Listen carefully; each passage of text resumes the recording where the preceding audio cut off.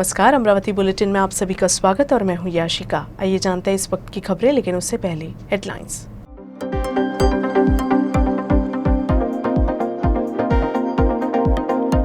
अमरावती जिले के दरियापुर तहसील के शाहनूर नदी में मिला नागपुर के श्रम प्रवर्तन अधिकारी का शव और कार। 27 सितंबर से लापता थे श्रम प्रवर्तन अधिकारी। श्रम प्रवर्तन अधिकारी के रहस्यमय मौत पर कई तरह की अटकलें, पुलिस कर रही जांच। उच्च न्यायालय के सख्त रवैये के बाद स्वास्थ्य विभाग अलर्ट। मेलघाट में राष्ट्रीय स्वास्थ्य अभियान के अधिकारियों ने धारिणी के उप जिला अस्पताल का दौरा किया। अस्पताल में सुविधाओं का लिया जायजा। और अमरावती जिला मध्यवर्ती सहकारी बैंक के 17 जगह के लिए 4 अक्टूबर को होगा मतदान। जिले के 14 तहसील के 1687 मतदाता अपने मताधिकार का करेंगे उपयोग।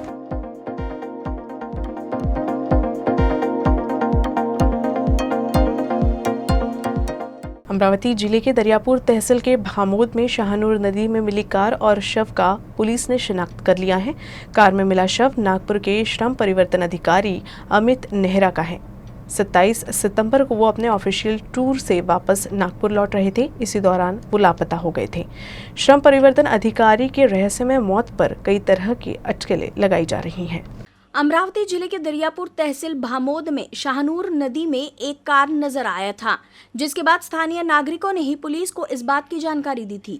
येवदा पुलिस की टीम घटनास्थल पर पहुंची और रेस्क्यू टीम की मदद से कार को बाहर निकाला। कार में से एक शव भी बरामद किया गया है। ये शव नागपुर के श्रम आयुक्तालय के श्रम प्रवर्तन अधिकारी अमित नेहरा का है।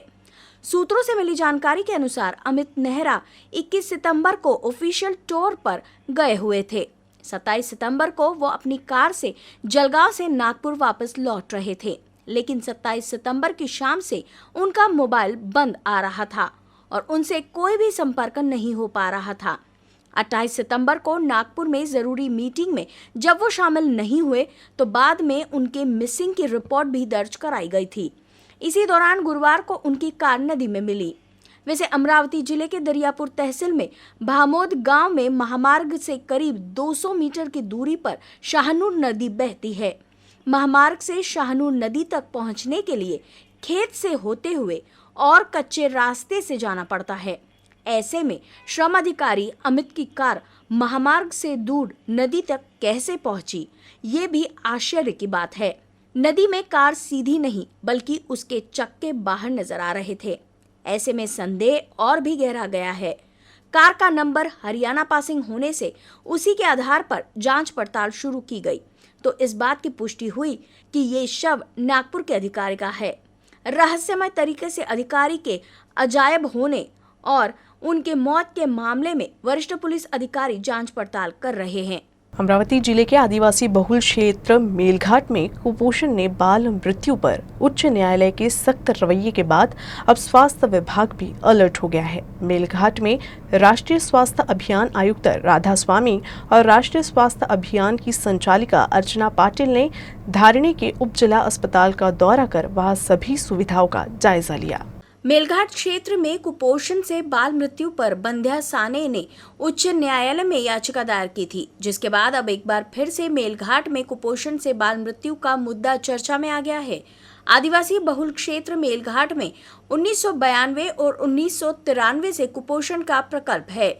यहाँ कुपोषण से मुक्ति के लिए सरकार ने अरबों रुपए खर्च कर लिए, लेकिन बाल मृत्यु दर और मातृ मृत्यु दर अभी भी हो रही है। इस मामले में उच्च न्यायालय के सख्त रवैये के बाद स्वास्थ्य विभाग अलर्ट हुआ है।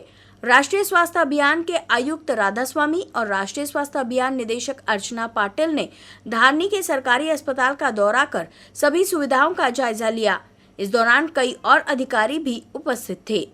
अमरावती जिला मध्यवर्ती सहकारी बैंक के 17 जगह के लिए 4 अक्टूबर को मतदान होने वाला है। इस मतदान में अमरावती जिले के 14 तहसील के 1687 मतदाता अपने मताधिकार का प्रयोग करने वाले हैं, जबकि 4 सीट पर संचालकों का निर्विरोध चुनाव हो चुका है। अमरावती जिला मध्यवर्ती सहकारी बैंक की 17 सीटों के लिए 4 अक्टूबर को मतदान होने वाला है। इस चुनाव में 14 तहसील के 1687 मतदाता अपने मताधिकार का प्रयोग करने वाले हैं। वैसे जिला मध्यवर्ती सहकारी बैंक के 4 निदेशक पहले ही निर्विरोध चुने जा चुके हैं। इसीलिए यहाँ चुनाव नहीं होने वाला है। जिला मध्यवर्ती सहकारी बैंक के संचालक पद के लिए 17 सहकारी चुनाव प्राधिकरण कार्यक्रम शुरू किया गया है। सहकारिता विभाग से प्राप्त कार्यक्रम पर सभी प्रक्रिया लगभग पूरी हो चुकी है। इसके बाद भी अब चुनाव में 48 उम्मीदवार मैदान में हैं। मुख्य मुकाबला सहकार और परिवर्तन पैनल के बीच है। हालांकि तीसरे पैनल के 3 उम्मीदवार भी जीत की होड़ में हैं। सभी उम्मीदवारों का प्रचार जोर शोर से शुरू है। अब तो उम्मीदवारों को चुनाव चिन्ह भी मिल गया है। अमरावती जिले के चांदूर बाजार तहसील के शिरसगांव कस्बा में मेघा नदी और ब्राह्मणवाड़ा थड़ी गांव में पूर्णा नदी के पुल पर रेलिंग बनाने की मांग की जा रही है। पुल की जर्जर अवस्था की वजह से हादसे का डर रहता है। मध्य प्रदेश में बैतूल जिले में सीमावर्ती क्षेत्र में सतपुड़ा पर्वत श्रृंखला से निकलने वाली मेघा और पूर्णा दोनों नदियां बरसात के मौसम में ओवरफ्लो हो जाती है। कभी कभी पानी पुल से ऊपर से बहता है। इसीलिए कई बार चांदूर बाजार तहसील के शिरसगांव कस्बा में राजमार्ग से होकर गुजरने वाले वाहन चालकों को इस पुल से गुजरना मुश्किल होता है, क्योंकि नदी पर बने छोटे पुल का रेलिंग भी टूट गया है। ऐसे में दुर्घटना की संभावना से इनकार नहीं किया जा सकता। यवतमाल जिले में पुल पर बाढ़ के पानी में इसी सप्ताह एक बस फंस गई थी, जिसमें 4 लोगों की जान चली गई थी। इस तरह का हादसा दोबारा न हो, इसलिए पुल पर रेलिंग बनाए जाने की मांग की जा रही है। मेघा नदी पुल पर रेलिंग की आवश्यकता है। शिरसगांव कस्बा में मेघा नदी पर बने पुल की ऊंचाई कम है और यहाँ भी रेलिंग नहीं है, जबकि इन दोनों पुलों की स्थिति भी अच्छी नहीं है। ऐसे में यहाँ से गुजरना जान जोखिम में डालने के समान ही है। अब प्रशासन से इस ओर ध्यान देने की मांग की जा रही है। नदीला नेहमी पाऊस पाणी राहत असते आणि हे जी नदी आहे आपली मेघा नदी येथे दररोज म्हणजे हप्त्यातून 2-3 वेळा पूर येतेच आणि पूर येत असल्यामुळे पुलावरून पाणी जाते। पुलावरून पाणी गेल्यामुळे लोकांना येण्या जाण्याकरता त्रास होतो। त्याकरता शासनाने अशी दखल घ्यावी की दोन्ही पुलाला कठळे बसून देण्याची विनंती करतो। अमरावती जिले में फसल पर कीड़ों का प्रादुर्भाव बढ़ने लगा है। जिले के कारंजा बहिरम परिसर में करीब 1300 एकड़ में लगी फसल पर कीड़ों की वजह से किसानों की चिंता बढ़ गई है। अमरावती जिले के कारंजा बहिराम क्षेत्र में फसल पर कीड़ों का प्रादुर्भाव बढ़ गया है। कारंजा बहिराम क्षेत्र में लगभग 1300 हेक्टेयर फसल पर कीड़ों की वजह से फसल खराब हो रही है, जो अब किसानों के लिए एक बड़ी चिंता का विषय है। फसल पर कीड़ों के साथ ही अफ्रीकी घोंघा का प्रकोप बढ़ने से किसान बहुत ही परेशान हैं, क्योंकि ये घोंघा फसल को बर्बाद कर रहे हैं। इनकी संख्या इतनी अधिक हो गई है कि इन्हें हटाना अब किसानों के लिए मुश्किल हो गया है। कुछ किसान तो दिन में कई बार अपने खेत में जाकर खुद ही इन्हें निकाल रहे हैं। पहले से ही कोरोना संकट की वजह से किसान चिंतित है। अब ये नई समस्या किसानों को और भी परेशान कर रही है। माझे इथे शेत आहे 5 एकर। त्यामध्ये मी पराठीचं पीक टाकलेलं आहे। त्या पराठीच्या पिकामध्ये आतापर्यंत मला भरपूर खर्च लागलेला आहे। आता पीक जेमतेम उठून उभं झालं होतं, त्याला बोंड आले, सर्व आलं, पण त्याच्यावर आता शंख अळी म्हणून हा रोगाचा प्रादुर्भाव बऱ्याच प्रमाणात आलेला आहे आणि आता परिस्थिती अशी आहे की त्याला आतापर्यंत आम्हाला भरपूर खर्च लागलेला आहे। आता हे शंख अळी हे नवीनच संकट आमच्यावर आलेलं आहे। त्याच्यासाठी आम्ही आता शासन दरबारी जे विचारणा केली असता तर त्याच्यावर आता कोणी औषध देत नाही। औषध आहे नाही म्हणते, काहीच नाही म्हणते। आता ते वेचायसाठी आम्हाला कापूस वेचायसाठी पैसे नाही आहे, तर आम्ही आता शंख वेचून जमा कसे करायचे त्याच्यासाठी आम्हाला विचार पडलेला आहे। मागच्या वर्षी कोरोना झाला, कोरोना पिरियडमध्ये आमची परिस्थिती एकदम खालावली। यावर्षी आता जेमतेम परिस्थिती सुधारायला लागली थोडीशी, तर आता हे शंख अळीचा प्रादुर्भाव आला। आता परिस्थिती अशी झाली आहे, कोरोना काळ असल्या कारणानं मजूर आमच्या शेतामध्ये यायला तयार नाही। मग त्यासाठी आम्हाला सकाळ दुपार संध्याकाळ एकत्र करून ते शंख वगैरे जमा करावं लागते। आता ते शंख वगैरे जमा करायसाठी आम्हाला खूप मेहनत लागते आणि आता आमच्या जो आमदारबारी एवढीच मागणी करतो की आम्हाला याची काही ताबडतोब मदत करण्यात यावी किंवा ह्या शंख अळीचा काहीतरी उपाय असेल ते आम्हाला सांगण्यात यावा। कृषि विभाग के अधिकारियों ने किसानों को मार्गदर्शन किया है ताकि फसल को सुरक्षित बचाया जा सके। तर कारंजा बहिरम या पट्ट्यामध्ये मोठ्या प्रमाणात शंखाचा प्रादुर्भाव दिसून येत आहे। तर याच्यावर जास्त असे म्हणजे उपाययोजना म्हटलं तर मग पहिलं आपलं स्नेल किल म्हणून एक गोळी भेटते, त्याच्याकडे अट्रॅक्ट होऊन ते शंख किडीचा अट्रॅक्ट होऊन ते मारली जाते। दुसरं तर आपण असं करू शकतो की चुन्याच्या पट्ट्या आहेत त्या शेताच्या साईडनं टाकून त्याचा अटॅक कमी करू शकतो जर नसेल तर. आणि दुसरं म्हणजे आपला घरगुती उपाय म्हटलं तर गुळाच्या पाण्यामध्ये आपण गोनपाट भिजवून संध्याकाळच्या वेळेस ते बांधावर वगैरे टाकू आणि नंतर सकाळी उठल्यानंतर त्याच्यावर अट्रॅक्ट होतात त्या गोळा करून आपण मारू शकतो. मारण्यामध्ये मिठाचं किंवा साबणाचं पाणी, केरोसिन याचा उपयोग करू शकतो. फौरन लौटेंगे एक ब्रेक के बाद. UCN Broadband, high speed broadband, speed up to 1 Gbps, free video conferencing, IPTV, video on demand और डिजिटल केबल टीवी, सब कुछ आपके UCN गीगा फाइबर द्वारा.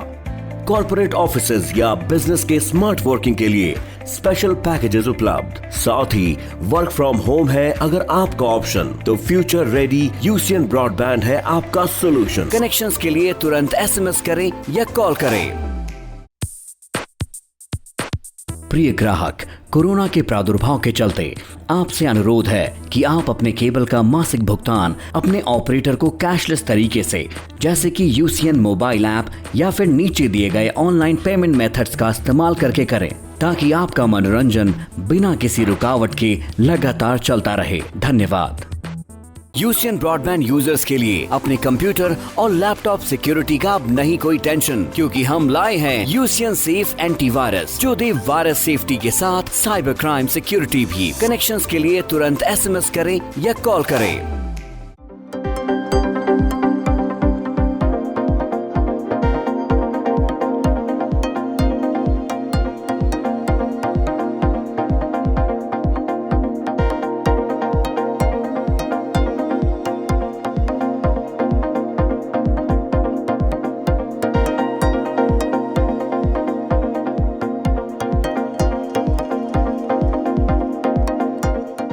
अमरावती में महिला प्रबोधिनी में महिला व बाल विकास अधिकारियों के प्रशिक्षण कार्यक्रम में राज्य की महिला व बाल विकास मंत्री यशोमती ठाकुर ने मार्गदर्शन किया. इस दौरान उन्होंने कहा कि लोग प्रशासकीय अधिकारियों से सौहार्द, स्नेह और न्याय की अपेक्षा करते हैं. ऐसे में अधिकारियों को मदद करने की कोशिश करनी चाहिए. महिला एवं बाल विकास अधिकारियों के लिए प्रशिक्षण कार्यक्रम महिला प्रबोधिनी का अमरावती में आयोजन किया गया. महिला एवं बाल विकास विभाग में नवनियुक्त अधिकारियों को एकीकृत बाल विकास परियोजना अधिकारी के रूप में प्रशिक्षण दिया जा रहा है. प्रशिक्षण के दौरान अधिकारियों को महिला एवं बाल विकास मंत्री एडवोकेट यशोमती ठाकुर ने मार्गदर्शन किया. उन्होंने कुछ उदाहरण देते हुए नए अधिकारी व्यावहारिक जानकारी दी. इस दौरान उन्होंने कहा कि लोग प्रशासकीय अधिकारियों से सौहार्द, स्नेह और न्याय की अपेक्षा करते हैं. ऐसे में अधिकारियों को मदत करने की कोशिश करनी चाहिए. माझ्याकडे एक अधिकारी आहे, इथं या क्लासरूम मध्ये उपस्थित आहे आणि त्या अधिकाऱ्याला मी जर म्हटलं की हे तुमच्याकडे हँडओव्हर केलं, याचं सोल्युशन मला पाहिजे, उशीर लागेल पण त्याचं सोल्युशन मला मिळाल्याशिवाय राहत नाही, तर मी म्हटलं व्हेरी गुड, हा अधिकारी मला माझ्या मतदारसंघासाठी पाहिजे. सगळं प्रेशर जो घेऊ शकला पाहिजे आणि प्रेशर रिलीज करू शकला पाहिजे असा अधिकारी जर आपल्या सिस्टम मध्ये असला, लोकांना समजून घेणारा अधिकारी असला, गुरमी नसलेला अधिकारी असला आणि सोल्युशन्स शोधणारा अधिकारी असला, तर आपण खऱ्या अर्थानं लोक सेवा करू शकतो. राष्ट्रीय सेवा योजना स्वयं सेवक कोविड योद्धाओं का कार्य अन्य लोगों के लिए प्रेरणादायी है. ये कहना है उच्च व तंत्र शिक्षण मंत्री उदय सामंत का. उच्च व तंत्र शिक्षण मंत्रालय एट अमरावती इस अभिनव उपक्रम में राष्ट्रीय सेवा योजना स्वयं सेवक कोविड योद्धाओं का सत्कार मंत्री उदय सामंत के हस्ते किया गया. छात्रों की शिकायतों का तत्कालीन निराकरण करने के लिए मंत्रालयीन स्तर पर अधिकारियों की स्थिति में सभी विश्वविद्यालयों में संवादात्मक कार्यक्रम लिए जाते हैं.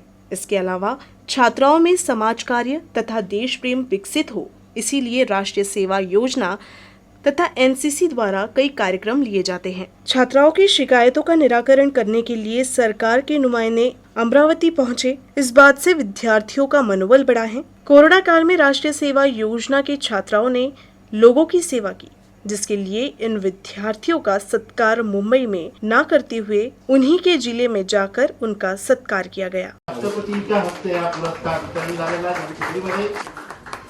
गुणवंत विद्यार्थी शुभम बेले राष्ट्रीय पुरस्काराने गौरवण्यात आलं होतं.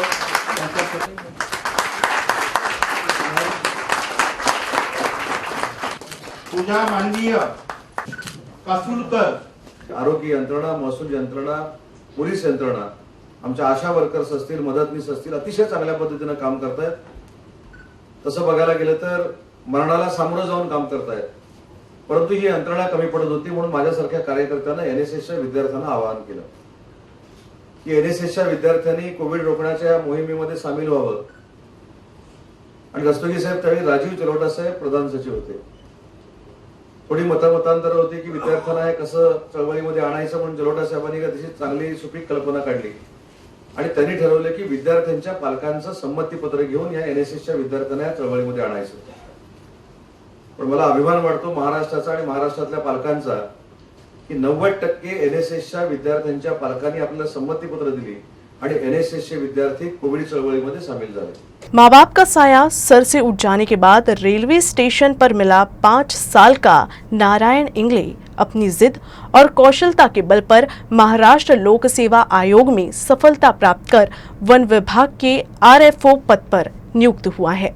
नारायण इंगले अनाथ कोटे से नौकरी वाला पहला युवक है. महाराष्ट्र राज्य सेवा आयोग के अनाथ कोटे का लाभ लेते हुए नारायण इंगले नामक युवक की वन क्षेत्रपाल पद पर नियुक्ति हुई है. अनाथ कोटे से आरक्षण पाने वाला ये पहला युवक है. इस संदर्भ में राज्य की महिला और बाल कल्याण मंत्री यशोमती ठाकूर ने युवक का सत्कार किया.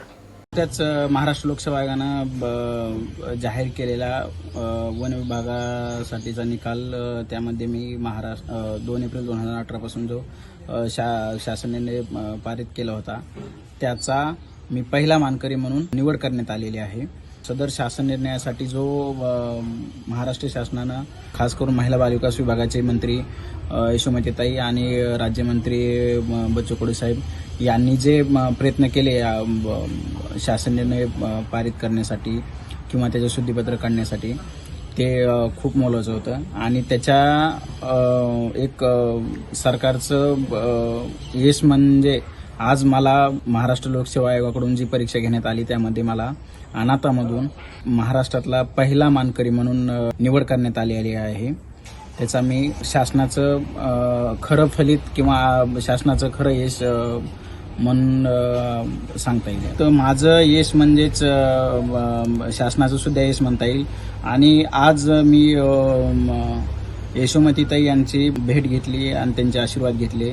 त्यांनी माझं स्वागत केलं आणि शुभेच्छा पण दिल्या.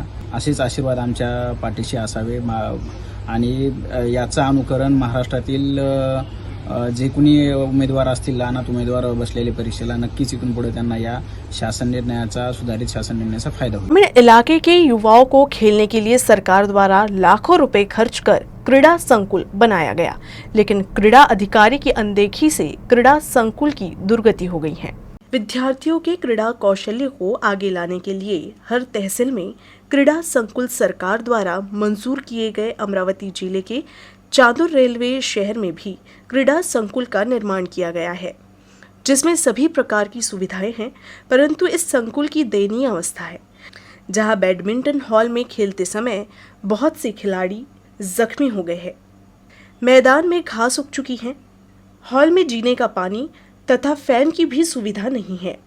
हॉल की छत से जीने का पानी टपकने की वजह से कई खिलाड़ी फिसल जाते हैं. इन सब बातों की तरफ क्रीड़ा विभाग का ध्यान नहीं होने का आरोप खिलाड़ियों ने लगाया है.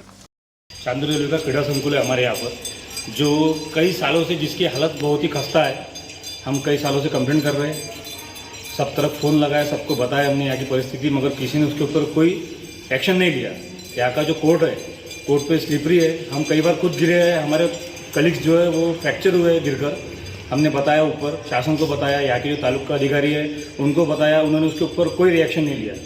अब ऐसी परिस्थिति हो गई है कि यहाँ पर ना पीने को पानी है. जब बारिश होती है तो ऊपर का जो टीन का शेड है वो गलता है नीचे कोर्ट के ऊपर, उससे स्लिपरी और हो जाता है ज़्यादा. और हमारे पास में लाइट्स की व्यवस्था नहीं है यहाँ पर किसी भी तरीके की, और प्रॉपर यहाँ पर बैठने के लिए व्यवस्था नहीं है. ये सारी बातें यहाँ की. बाहर जो ग्राउंड बनाया हुआ है, जो हमारा फील्ड का है बाहर का, वो 200 मीटर बनाया हुआ है ट्रैक, उसके अंदर भी उसके ऊपर सीमेंट की थड़ी डाली हुई है, जिससे कई बंदे गिरे हुए हैं. बड़ा ट्रैक है नहीं, जबकि जगह बहुत सारी है यहाँ पर बना सकते 400 मीटर का ट्रैक, फिर भी नहीं बनाया गया। ये सारी बातें हमने कई बार शासन को बोले, शासन के पास में निधि था, अभी भी है, मगर उन्होंने आज तक के उसके ऊपर कोई एक्शन नहीं लिया। यही बात हमको बार बार बतानी है उनको, और हम बताते रहेंगे। चांदुरीमध्ये 10-11 वर्ष झाले क्रीडा संकुल आहेत. आम्ही सातत्याने इथे बॅडमिंटन खेळतो आहेत आणि तिथे पहिले आम्ही स्टाईलवर खेळायचो, नंतर इथे मॅटिन आली, मॅटिनवर आम्ही खेळत आहेत. पण इथे आमचे 2-4 प्लेयर मॅटिनवर पडले व स्लिप झाले व त्या स्लिप झाल्यामुळे फ्रॅक्चर झाले आणि वुडन कोट येतो आहे. शासन आम्हाला खूप दिवसापासून सांगतो आहे आणि आजपर्यंतही इथे वुडन कोट उपलब्ध झालेला नाही आहे आणि त्या कारणानं आम्हाला शासनाचा निधी असूनही त्या गोष्टीची सोय उपलब्ध होत नाही आहे. सगळ्या अधिकाऱ्यांना आम्ही फोन केले, कळवले, पण त्यावर काही ॲक्शन झालेली नाही आहे आणि इथे पाण्याची व्यवस्था पण नाही आहे, प्यायला बसायला चेअर पण नाही आहे, वरून टिनावर पाणी पडतं, खाली पडल्यावर स्लिप होतं, त्या गोष्टीकडे दुर्लक्ष होतं. आणि आमची नम्र विनंती आहे सगळ्यांना की आम्हाला अधिकाऱ्यांना आणि की इथे वुडन कोटचं सगळ्यात पहिले वुडन कोट मिळव, कारण या मॅटिनवरून खूप जण स्लिप होतात, इथे खेळणारे लहान मुलं पण आहेत, ते पण पडतात. त्या गोष्टीकडे शासनाने लक्ष देऊन लवकरात लवकर आम्हाला वुडन कोट उपलब्ध करून देण्यात यावी ही विनंती. गोवंश तस्करी की घटना लगातार सामने आ रही हैं। अमरावती जिले के धामनगांव रेलवे तहसील में एक इनोवा कार में गोवंश की तस्करी का मामला सामने आने के बाद अब विश्व हिंदू संगठन कार्रवाई के लिए आक्रामक हो गया है। विश्व हिंदू संगठन ने कार्रवाई नहीं होने पर आंदोलन की चेतावनी दी है। सीसीटीवी फुटेज से पता चला है कि देर रात अमरावती जिले के धामनगांव रेलवे के शिवाजी चौक पर लावारिस घूम रहे मवेशियों को इंजेक्शन लगाकर एक इनोवा वाहन में ले जाया गया। इस सीसीटीवी फुटेज के सामने आने के बाद हड़कंप मच गया है, इसलिए पुलिस ने इन पशु तस्करों को पकड़ने और ठोस कार्रवाई करने की मांग अब जोर पकड़ रही है। अलीकडेच धामनगाव रेल्वे या ठिकाणी सीसीटीव्ही कॅमेऱ्यात एक व्हिडिओ त्या ठिकाणी रेकॉर्ड झाला की इनोवा गाडीमध्ये 2-3 व्यक्ती त्या ठिकाणी रात्रीच्या वेळी गोवंशांना इंजेक्शन देऊन त्या ठिकाणी तस्करी करताना आढळले असे कॅमेऱ्यात कैद झाले आहे आणि संपूर्ण जिल्ह्यात ही या ठिकाणी तस्करी ही गोवंश तस्करी सुरू आहे। म्हणून प्रशासनाला माझी मागणी आहे, पोलीस प्रशासनाला माझी मागणी आहे की लवकरात लवकर आपण या सर्व गोवंश तस्करावर मोठी कारवाई करावी। आपण अशी एक योजना राबवावी आणि धुमधडाक्यात सर्व कारवाई करण्यात यावी। सर्व गोवंशांना या कत्तलीपासून जाणाऱ्या सर्व गोवंशांना मुक्त करण्यात यावं। अमरावती जिले के पशु तस्कर खुलेआम अमरावती नागपुर राजमार्ग पर मवेशियों की तस्करी कर रहे हैं, लेकिन विश्व हिंदू परिषद ने पुलिस पर इस पर ध्यान नहीं देने का आरोप लगाया है। तो लवकरात लवकर जे चोर असतील त्यांना ताबडतोब पकडावं आणि चांगली सजा द्यावी। आणि हाच प्रकार नाही, गाई ढोराचाच प्रकार नाही तर बकऱ्यासुद्धा आपल्या तालुक्यातून भरपूर प्रमाणात चोरीला जात आहे रात्रीच्या।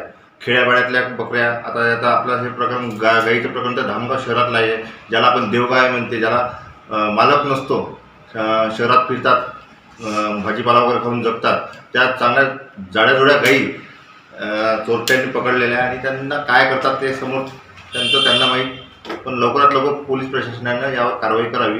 धामनगांव में गोवंश तस्करी का ये वीडियो सामने आने के बाद पशुपालकों में दहशत का माहौल है।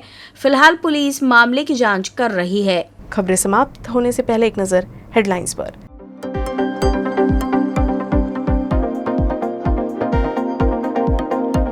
अमरावती जिले के दरियापुर तहसील के शाहनूर नदी में मिला नागपुर के श्रम प्रवर्तन अधिकारी का शव और कार। 27 सितंबर से लापता थे श्रम प्रवर्तन अधिकारी। श्रम प्रवर्तन अधिकारी के रहस्यमय मौत पर कई तरह की अटकलें, पुलिस कर रही जांच। उच्च न्यायालय के सख्त रवैये के बाद स्वास्थ्य विभाग अलर्ट। मेलघाट में राष्ट्रीय स्वास्थ्य अभियान के अधिकारियों ने धारिणी के उप जिला अस्पताल का दौरा किया। अस्पताल में सुविधाओं का लिया जायजा। और अमरावती जिला मध्यवर्ती सहकारी बैंक के 17 जगह के लिए 4 अक्टूबर को होगा मतदान। जिले के 14 तहसील के 1687 मतदाता अपने मताधिकार का करेंगे उपयोग।